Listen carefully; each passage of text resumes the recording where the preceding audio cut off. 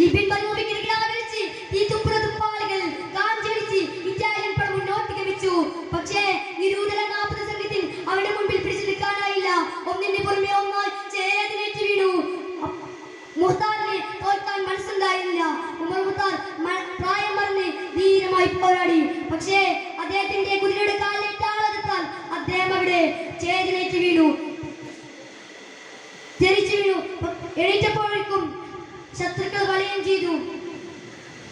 അങ്ങനെ ഒരു മൃഗത്തെ ചെങ്ങലിൽ വലിച്ചു കൊണ്ടുപോകുന്നത് പോലെ അദ്ദേഹത്തെ ഗ്യാസ്യാനിയുടെ മുമ്പിൽ കൊണ്ടുപോയിട്ടു. അദ്ദേഹം പറഞ്ഞു, എന്റെ സിരകളിൽ ഓടുന്ന അവസാനത്തുള്ള രക്തം ഈ മണ്ണിൽ നിൽക്കുന്നത് വരെ ഒരു സന്ധിയില്ല. അദ്ദേഹം അത് പറഞ്ഞുകൊണ്ടേയിരുന്നു.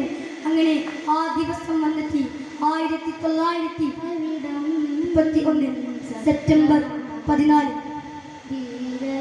പരിശുദ്ധ ഖുർആൻ നെഞ്ചിനോട് ചേർത്ത് പിടിച്ച് 20,000 വരുന്ന സ്നോസികൾക്ക് മുമ്പിൽ കാത്തിരിക്കുന്ന ദീർഘ കണ്ണുകളിലെ ഇറ്റാലിയൻ കൈകളിലേക്ക് ആക്ഷേപനായി നിറപുഞ്ചിരിയോട് അലഞ്ചനായി ഒച്ചയോടെ ഉച്ചരിച്ച് ഈ ലോകത്തോട് വിട പറഞ്ഞു. അസ്സലാമു അലൈക്കും വറഹ്മത്തുള്ളാഹി.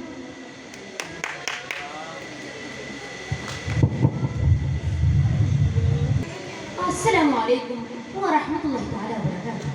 അൽഹംദുലില്ലാഹ് അസ്സലാത്തു വസ്സലാമു അലാ അശ്റഫിൽ മുർസലീൻ വഅലാ ആലിഹി വസഹ്ബിഹി അജ്മഈൻ. അമ്മാ ബഅദ്. ചരിത്രത്തിന്റെ താളുകളിൽ തങ്ങളിലുള്ള ലേഖനം ചെയ്യപ്പെട്ട ഒരു ധീര രക്തസാക്ഷിയുടെ കഥയാണ് ഞങ്ങൾ നിങ്ങൾക്ക് അവതരിപ്പിക്കുന്നത്. ഞങ്ങളുടെ കഥയുടെ പേര് രണാങ്കളത്തിലെ പടക്കുതിര. അതെ, രണാങ്കളത്തിലെ പടക്കുതിര. പാടിയെടുത്തേ ആ ചുടുമരുമണ കാടുകളിൽ തിരുമരതകറൗലയിൽ അഹദേ വാഴ്ത്തിയെടുത്തേ ആ ചുടുമരുമണ കാടുകളിൽ തിരുമരതകറൗലയിൽ. 6-ാം നൂറ്റാണ്ടിന്റെ ഉത്തരാണ്. എന്നും ഗോത്രസ്പർദ്ധ കൂട്ടുപിടിക്കൊള്ളുന്ന കാലഘട്ടം. നിസ്സാര കാര്യത്തിന് മേലുണ്ടായ നിരന്തര പാടുകൾ എവിടെയും കാണാം. സംസ്കാരവും സാഹോദര്യവും മരിച്ചുപോയ ഒരു കാലഘട്ടമായിരുന്നു അന്നത്തെ അറബികളുടേത്. അവരിൽ ബനു കൽബ, ബനു ലബ അന്നത്തെ വലിയ ഗോത്രമായിരുന്നു. കൽബ ഗോത്രത്തിലെ ഹാരിസിന്റെയും സൗദിയുടെയും പുല്ലോമന്മകനായി സീദിനെ പേരെടുത്തു. സീദിനവർ പുറത്തു പോകാൻ കഴിച്ചില്ല. കാരണം ചുറ്റുഭാഗത്തും വഞ്ചനയുടെയും ക്രൂരതയും കണ്ണുകൾ മാത്രം. അങ്ങനെ ഇരിക്കെ ഒരു ദിവസം സീദിറുവൻ കളിക്കാനിറങ്ങി. കളിക്കുന്നതിനിടെ ലബഗോത്രം കൽബ കൊള്ളയടിച്ചു. അവരുടെ സമ്പത്ത് മുഴുവൻ അവർ കൊണ്ടുപോയി. അവരിൽ ഒരുത്തൻ പറഞ്ഞു, അതാ അങ്ങോട്ട് നോക്കൂ, അവിടെ ഒരു കുട്ടി, നമുക്ക് ആ കുട്ടിയെ കൊണ്ടുപോകാം. അങ്ങനെ എവിടേക്കാണെന്ന് പോലും അറിയാതെ സീദിറുവായിരുന്നു അവരുടെ കൂടെ നിന്നു. അവരൊരു പട്ടണത്തിലെത്തി. കുട്ടി അവിടെ ഒരു അടിമ കുട്ടിയെ വിറ്റു. അതാ അങ്ങോട്ട് നോക്കൂ, ആരോ ഒന്ന് കുട്ടി വാങ്ങുന്നുണ്ടല്ലോ. ആരാണത്? മണിമാണിക്കാൻ കൺമണി ചെയ്തിന് സമ്മാനമായി അജബോടെ അന്ന് നബിദൂതരോട് ചെയ്തു അവർ കൂത്ത് സൗഭാഗ്യമായി വന്നു തെളിഞ്ഞു ഭാഗ്യം അടുത്തു മുത്തിനെ വിക്രമ പുഞ്ഞാരന വന്നു തെളിഞ്ഞു ഭാഗ്യം അടുത്തു മുത്തിനെ വിക്രമ പുഞ്ഞാരന. ഭാഗ്യവാനായ കുട്ടി വിളിച്ചു വാങ്ങിയത് പ്രവാചകന്റെ വാത്സല്യാനിധിയായ ഖദീജയുടെ സഹോദരിയായിരുന്നു. അവൾ കുട്ടിയുമെടുത്ത് നേരെ ഖദീജയുടെ അടുത്തേക്ക് നീങ്ങി. ഓ ഖദീജ, ഞാൻ നിനക്ക് എന്റെ കല്യാണത്തിന് സമ്മാനമായി നൽകിയല്ലോ, ഇതാ ഈ കുട്ടിയെ എടുത്തോളൂ. ഖദീജ കുട്ടിയെ സന്തോഷം സ്വീകരിച്ചു. അല്ലമിൻ വന്നയുടനെ ഖദീജ പറഞ്ഞു, ഓ അല്ലമിൻ, ഇതാ നിങ്ങൾക്കൊരു കുട്ടി. ഈ കുട്ടി ഇതെനിക്ക്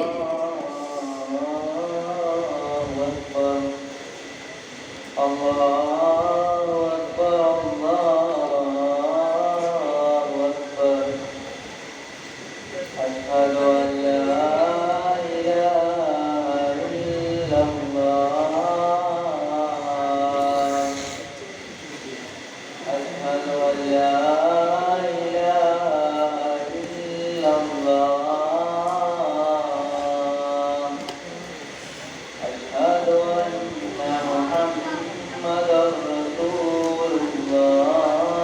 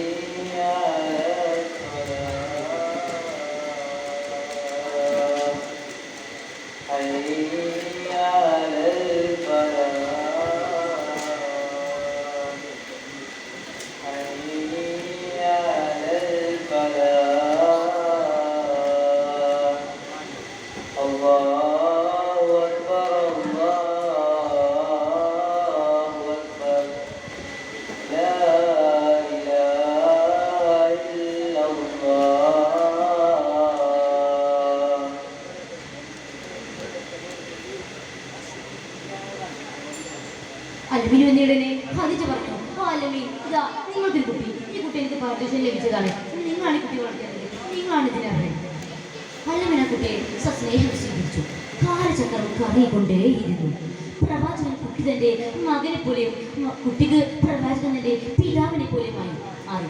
അങ്ങനെയിരിക്കെ ഒരു ദിവസം ഹാരിസും സഹോദരനും തന്റെ മകനെ അന്വേഷിച്ച് മക്ക പട്ടണത്തിലെത്തി. അല്ലിമിന് നാളിനടുത്ത് തന്റെ മകനുണ്ടെന്ന കാര്യം അറിഞ്ഞ് ഹാരിസ് നേരെ അല്ലിമിന്റെ അടുത്തേക്ക് തിരിച്ചു.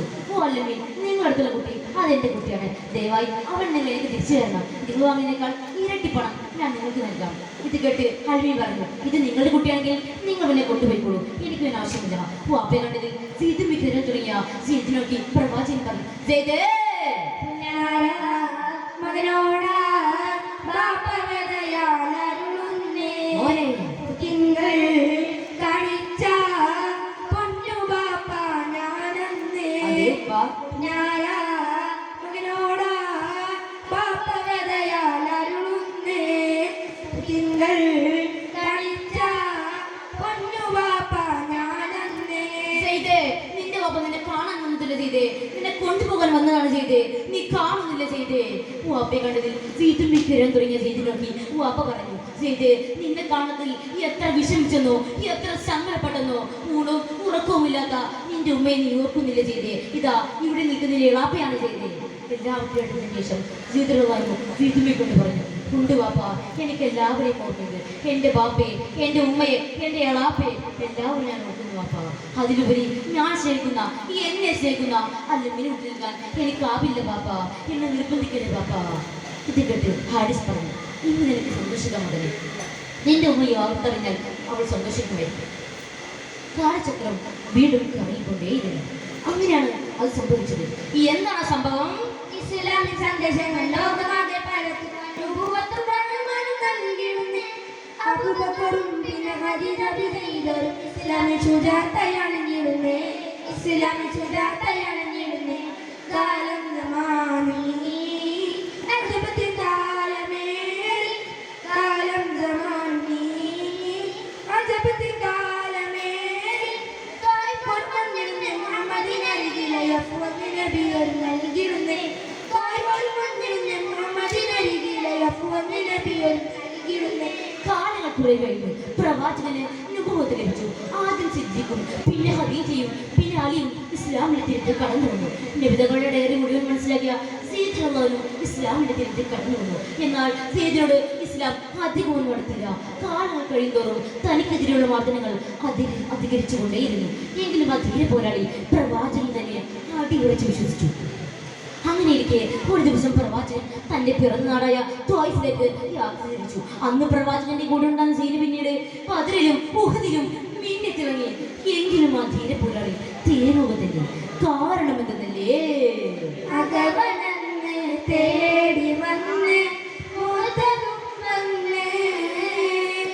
അജകുമാരെ വാളുമേന്തി അനുജരിൽ ചെന്ന് ഉടയവന്റെ പാതയിലായി ചേരുവാനെന്ന് ഇതിനായി തങ്ങളെ ഗുണേറും പിന്നിലായി, ഇതിനായി തങ്ങളെ ഗുണേറും പിന്നിലായി.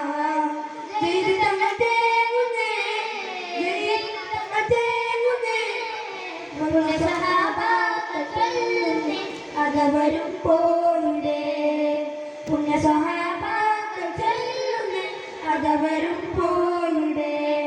ഊഹദിനത്തിന് സമയമായി.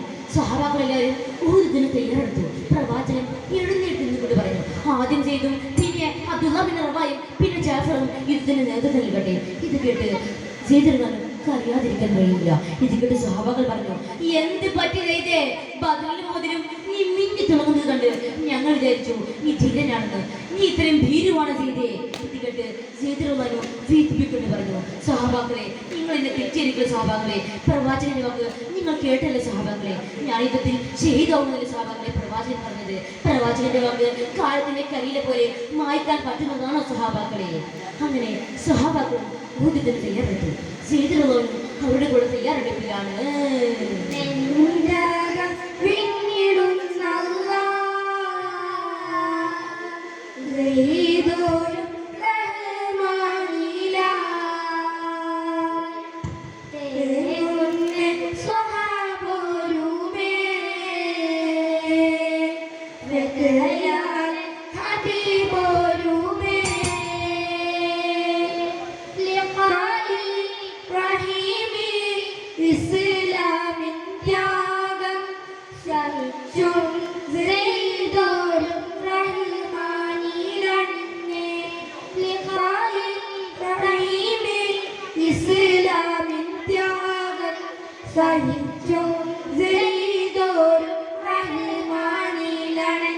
ആടിത്തോളം വരുന്ന റോമക്കാർക്കെതിരെ അവർ നേർന്ന് പോരാടി. അവരുടെ അമ്പ് മുഴുവനും അവർ ഒരു മലനിരക്ക് തടഞ്ഞു നിർത്തി. അതിനിടയിലാണ് പിറകു ഒരൊറ്റ കുത്തി.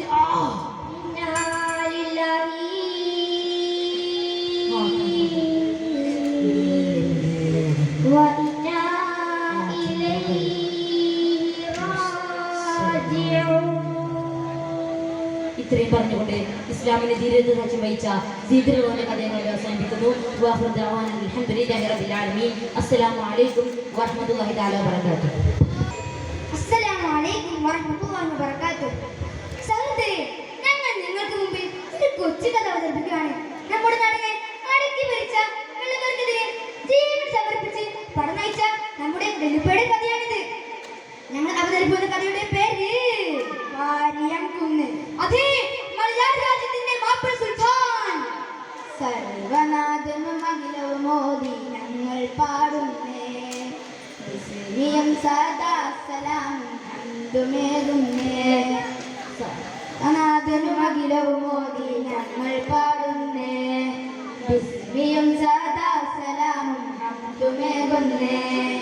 ധീരരാം തിരുനേതാ വീരരാം പരജേത, ധീരരാം തിരുനേതാ വീരരാം പരജേത. വാരിയംകുന്നിന്റെ ചരിതം ഏറ്റമേറുന്നേ, വാനലോകം വാഴ്ത്തിടുന്ന കഥകളൂടുന്നേ. 1875 ഒരു പ്രഭാതം നാട്ടുകാരെല്ലാം വളരെ കൗതുകത്തിലാണ് പ്രസിദ്ധരായ ചക്കിപ്പറമ്പ് തറവാട്ടിലേക്കാണ് എല്ലാവരും ചെല്ലുന്നത്. അതെ, എങ്ങോട്ടാ? എന്താണ് ഇതൊരു കൗതുകം? അറിഞ്ഞില്ലേ? ചക്കിപ്പറമ്പ് തറവാട്ടിലെ കാരണവർ മൊയ്തീൻകുട്ടി ഹാജിക്കും കുഞ്ഞാൽ ചുമക്കും ഒരു കുഞ്ഞു പിറന്നിരിക്കുന്നു. ചോറും ചോറുക്കുള്ള കുഞ്ഞിനെ കാണാൻ നാട്ടുകാരെല്ലാവരും ഓടിയെത്തി. പ്രിയപ്പെട്ടവനെ കുഞ്ഞഹമ്മദേ എന്ന് വിളിച്ചു. ഉപ്പയെ കൃഷി സഹായിച്ചു. പഠനത്തിലും ആയുധകളിലും ഒരുപോലെ മികവ് പ്രകടിപ്പിച്ച് വളരെ ചുറുചുറുക്കിൽ പറയുന്നത് കുഞ്ഞഹമ്മദിന്റെ മനസ്സിൽ വിളനടുള്ള അടങ്ങാത്ത പകയുണ്ടായി. അതിന് ചില കാരണങ്ങളുണ്ടായിരുന്നു. എന്താണെന്നല്ലേ? നിമിഷം കേട്ടതും പൊന്നുപാപ്പ പോയതെന്റെ വെള്ളയാളിൽ ക്രൂരകം. പൊന്നുപാപ്പ പോയതെന്റെ വെള്ളയാളിൽ ക്രൂരകം. ചാരത്തെ നിറബലമൊരുത് തീരത്തെ അടിപിടി കൊഴുത് ദേഹത്തെ കടിയടി കൊഴിയും പുലരളി പതിവാ. ചാരത്തെ നിറബലമൊരുത് തീരത്തെ അടിപിടി കൊഴുത് ദേഹത്തെ കടിയടി കൊഴിയും പുലരളി പതിവാ. പലകടമേത്തിലും പടവുകളെത്തിലും നഗമരമൂറ്റത്തിൽ പകലുകളാഴത്തിൽ. പലകടമേത്തിലും പലകടമേത്തിലും പകലുകളാഴത്തിൽ. സാധ്യത തന്റെ പ്രിയപ്പെട്ട നാട് കടത്തിയെന്നാണ്. ധീരനായ കുഞ്ഞുമുഹമ്മദിന്റെ പ്രതികരണമായ വെള്ളക്കാർ സ്വന്തം നാടായ നെല്ലിക്കുതിലേക്ക് പ്രവേശനം വിലക്കി രാജകേശനുള്ളാക്കി കുഞ്ഞുമുഹമ്മദിനെ വീണ്ടെടുക്കാൻ ശ്രമിച്ചു. ആ സമയത്തും ഖിലാഫത്ത് പ്രസ്ഥാനത്തിന്റെ ബ്രിട്ടീഷ് വിരുദ്ധ പോരാട്ടം സജീവമായി പ്രവർത്തിച്ചു. അക്രമത്തിന്റെയും പ്രതിരോധത്തിന്റെയും ഈ ശബ്ദകോളങ്ങളുടെയും സുന്ദരിയും സുശീലയും ധീരയുമായ മാളാജിമ പ്രിയ പത്നിയെ കടന്നു വന്നു. വെള്ളക്കടത്ത് ഈ തുപ്പുതുപ്പൈകൾക്ക് മുമ്പിൽ നെഞ്ചു വിരിച്ചു നിൽക്കാൻ പ്രിയന്മ സദാ പിന്തലവും നൽകി. 1920 കുഞ്ഞമ്മന്റെ ജീവിതത്തിലേക്ക് പുതിയ വഴിത്തിരിവായി ആ വാർത്ത കടന്നു വന്നു. എന്തായിരുന്നു ആ വാർത്ത? സത്യത്തിൻ പാതയുറച്ചൊരു മുമ്പുറ ശത്രുവിൻ കോട്ടയാ ഉടനാമിളം വിടലാൽ ജയമേറും ഹരവിലാൽ പടമുന്നണി നീട്ടി വരച്ചൊരു കൊമ്പിന്റെ നിരത്ത് നിരത്തിലാൽ സത്യത്തിൻ പാതയുറച്ചൊരു മുമ്പുറ ശത്രുവിൻ കോട്ടയാ ഉടനാമിളം വിടലാൽ ജയമേറും ഹരവിലാൽ പടമുന്നണി നീട്ടി വരച്ചൊരു കൊമ്പിന്റെ നിരത്ത് നിരത്തിലാൽ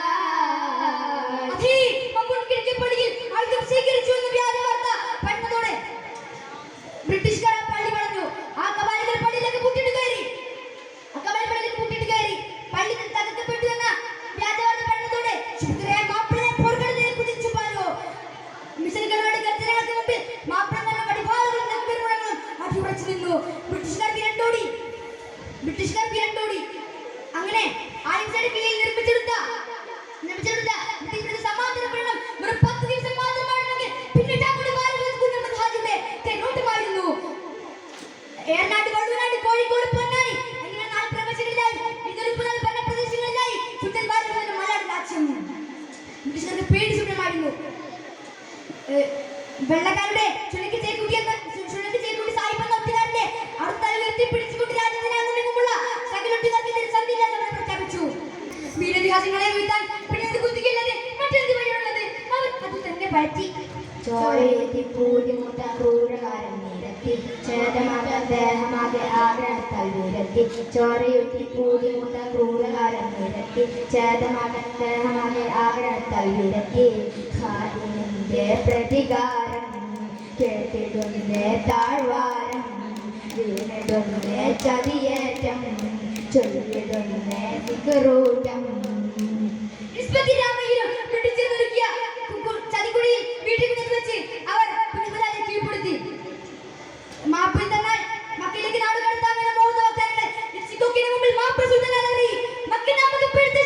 പക്ഷേ നാട് വെട്ടിക്കൊടുത്ത് അവിടുന്ന് കിട്ടുന്ന തുച്ഛയായ ജീവിതം നമുക്ക് വേണ്ട.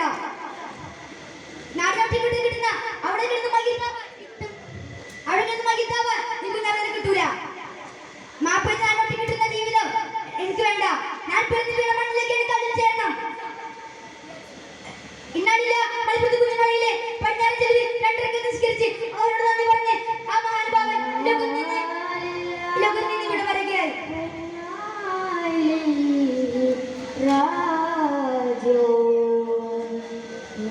വിട്ടിടും പരജേത ഇരമ്പുൽകിടും പരധീര ഇരങ്ങിയാക്കുതുലോക ഇതാ കേട്ടിടൂ തിരുനേത സൽസലാത്തും നൽസലാമും ചെല്ലിനങ്ങൾ പാടിടുന്നേ സൽസലാത്തും നൽസലാമും ചെല്ലിനങ്ങൾ പാടിടുന്നേ. ചുട്ടുകരിച്ച് കാറ്റിൽ പറയേണ്ട ശരീരം കൈയടങ്ങാതെ അന്നും ഇന്നും ചരിത്രത്തിൽ മാറ്റപ്പെട്ടുകൊണ്ടിരിക്കുന്നു. സുൽത്താൻ ബാരിയുടെ ചരിത്രം ഞങ്ങളോട് ഉപസംഹരിക്കുന്നു. അത് നമ്മൾ അവരെയും നാളെ ഒരുമിച്ച് കൂട്ടുമാരെ കിട്ടി നമുക്കുമായി പ്രാർത്ഥിക്കുന്നു. അസ്സലാമു അലൈക്കും വറഹ്മത്തുള്ളാഹി. Judges, please note code letter D on the stage.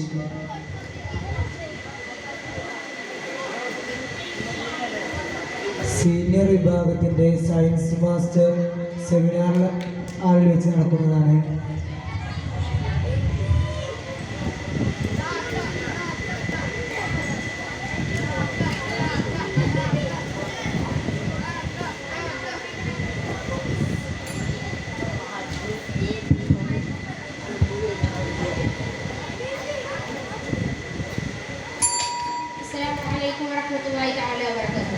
Alhamdulillah, salatu wassalamu ala ashrafil mursalin wa ala alihi wa sahbihi ajma'in. Amma ba'd. ബഹുമാനനായ ഉസ്താദ്മാരെ, ഏറെ നിറഞ്ഞ വിദ്യാർത്ഥി സുഹൃത്തുക്കളെ, ഞങ്ങൾ നിങ്ങൾക്ക് മുമ്പിൽ ഒരു കൊച്ചു കഥയുടെ ചെപ്പ് തുറക്കാൻ പോവുകയാണ്. ഞങ്ങൾ പറയുന്ന കഥയുടെ പേര് വള്ളിക്കുടിലെ രാജകുമാരി. അതെ, വള്ളിക്കുടിലെ രാജകുമാരി. ബിസ്മിയും ഹംദും മോദിടാം സല്ലല്ലാത്തും പാടിടാം ചരിത കിസ്സ നിരത്തിടാം കഥകൾ തുടങ്ങിടാം. ബിസ്മിയും ഹംദും മോദിടാം സല്ലല്ലാത്തും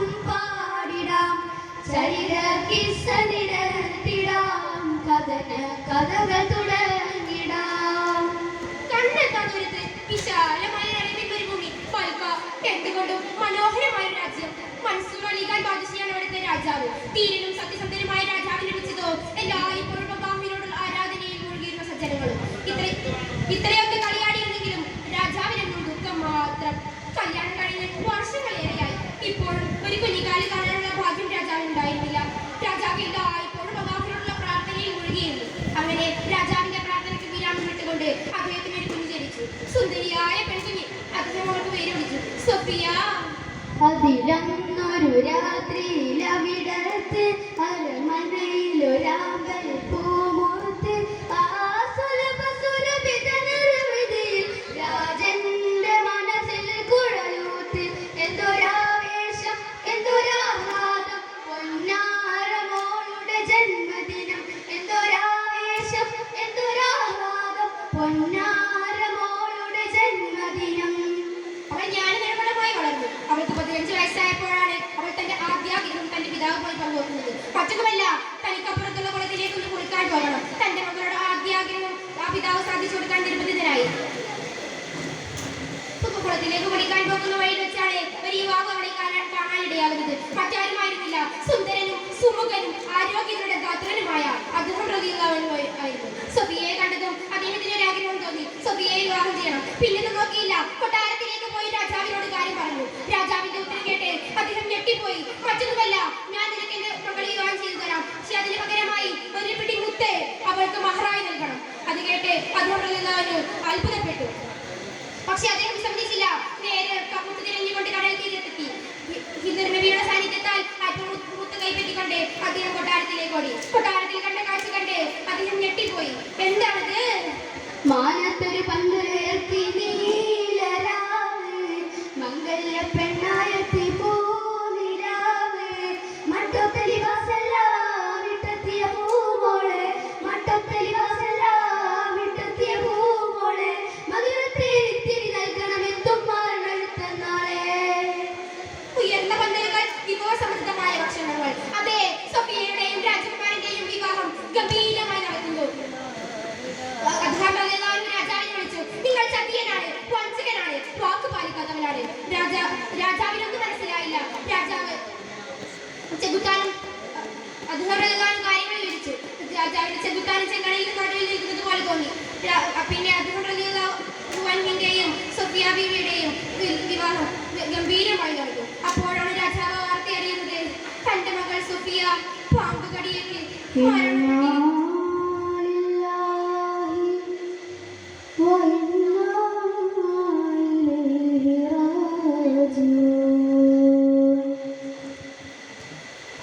കരളല്ലേ കനിവല്ലേ കനിവീനൂറവല്ലേ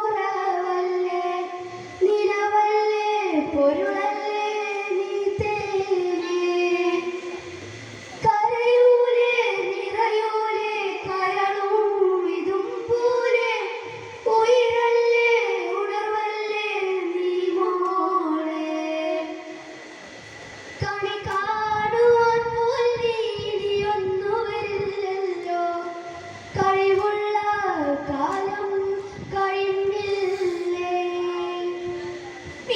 ഗ്രാമം എന്ന് പറഞ്ഞുകൊണ്ട് ഒരു പിടി മണ്ണെടുത്ത് കബറിലേക്ക് ഇട്ടു. അങ്ങനെ കബറടക്കി എല്ലാവരും പിരിഞ്ഞു പോയി. പക്ഷെ നിര കണ്ണുമായി അവിടെ തന്നെ ഇരുന്നു.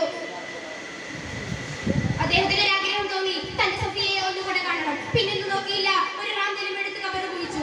അങ്ങനെ അപ്പോഴാണ് ഒരു പുതുക്ക സംഘം വരുന്നത് കണ്ടത്. അതിലെ നടുവിലെ ആളെ കാണാൻ ഒരു വൈദ്യനെ പോലെ ഉണ്ടായിരുന്നു. പുൽച്ചെടികൾക്കിടയിൽ ഒളിച്ചിരുന്നു. ആ വൈദ്യൻ സൊഫിയയെ പരിശോധിച്ചു. അപ്പോഴാണ് മനസ്സിലായത് അവൾക്ക് ജീവന് എവിടെയോ നിലനിൽക്കുന്നുണ്ടെന്ന്. അത് മനസ്സിലാക്കിയ അയാൾ ചില പച്ചിലകൾ സൊഫിയയുടെ വായിൽ വെച്ച് കൊടുത്തു. പെട്ടെന്ന് ചാടി എണീറ്റുകൊണ്ട് ചോദിച്ചു, എവിടെ എന്റെ കൊട്ടാരം, എവിടെ എന്റെ പട്ടുവസ്ത്രം? അപ്പോൾ പുൽച്ചെടികൾക്കിടയിൽ നിന്നുകൊണ്ട് അത് ഇറങ്ങി എന്ന് പറഞ്ഞു കാര്യങ്ങൾ വിവരിച്ചു. അപ്പോഴാണ് വൈദ്യൻ ചോദിക്കുന്നത്, നിനക്ക് നിന്റെ കൊട്ടാരവും പട്ടുവസ്ത്രവും വേണോ, അതോ നിന്റെ ജീവിതത്തിൽ സ്നേഹിച്ച അദ്ദേഹയുടെ കൂടെ പള്ളിക്കുടിയിലേക്ക് പോയാൽ മതിയെന്ന് ചോദിക്കുമ്പോൾ സൊഫിയ പറയുകയാണ്, വേണ്ട വേണ്ട, എനിക്ക് എന്റെ കൊട്ടാരവും പട്ടുവസ്ത്രവും വേണ്ട. എന്റെ ജീവിതത്തിൽ സ്നേഹിച്ച അദ്ദേഹം നിന്റെ കൂടെ പള്ളിക്കുടിയിലേക്ക് പോയാൽ മതി എന്ന് പറഞ്ഞുകൊണ്ട് പള്ളിക്കുടിയിലേക്ക് പോവുകയാണ്. നാരിയാം സൊഫിയ തൻ കണ്ണിൽ അദ്ദേഹം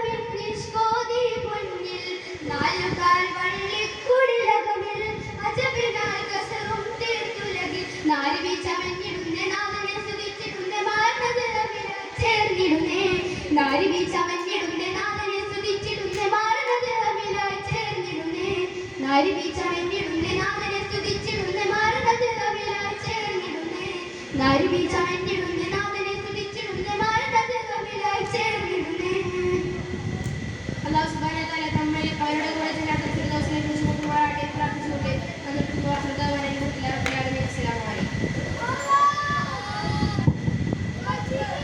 ഇതോടുകൂടി വേദി ഔറംഗാബാദിൽ സബ് ജൂനിയർ വിഭാഗം സ്പീച്ച് ആൻഡ് സോങ് മലയാളം അവസാനിച്ചിരിക്കുന്നു.